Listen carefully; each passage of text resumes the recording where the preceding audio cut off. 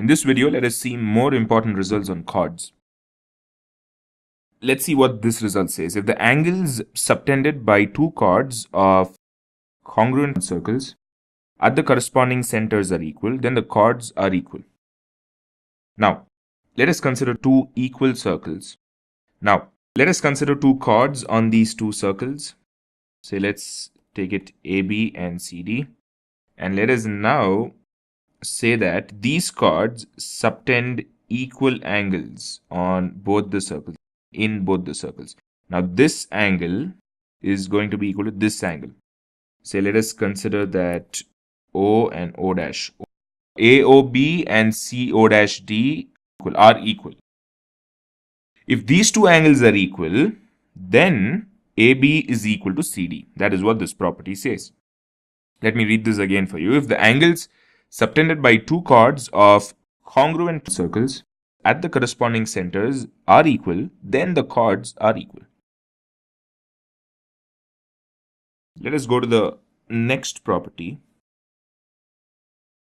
It says that of any two chords of a circle, the one which is larger is nearer to the center. Now, let us consider a circle like this.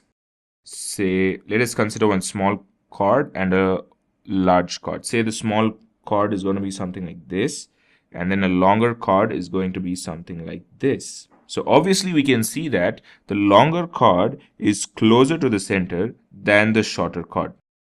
So the longer chord is very closer to the center than the shorter chord. So that's exactly what the second property says. It says that of any two chords of a circle, the one which is larger is nearer to the center, and the one which is smaller than the larger is not going to be as near as the larger one is going to be to the center. So also looking at it from another way, we can clearly say that the larger chord should be closer to the center because it needs more space for it to be a larger chord, which is only close to the center. As you move away from the center, you are going to only get that much more smaller chord. So it is also quite easy to understand. Let us go to another property now.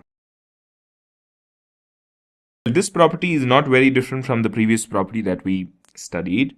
It is exactly explained in a reverse way. Of any two chords of a circle, the one which is nearer to the center is larger, which is exactly what we studied in the last property, but this is in a little different way. So last time we studied that if a chord is longer, then that will be more closer to the center. But here we are studying that if a chord is more closer to the center, then that chord is going to be the larger chord among all the others, which are not as close to the center as the chord that we are talking about.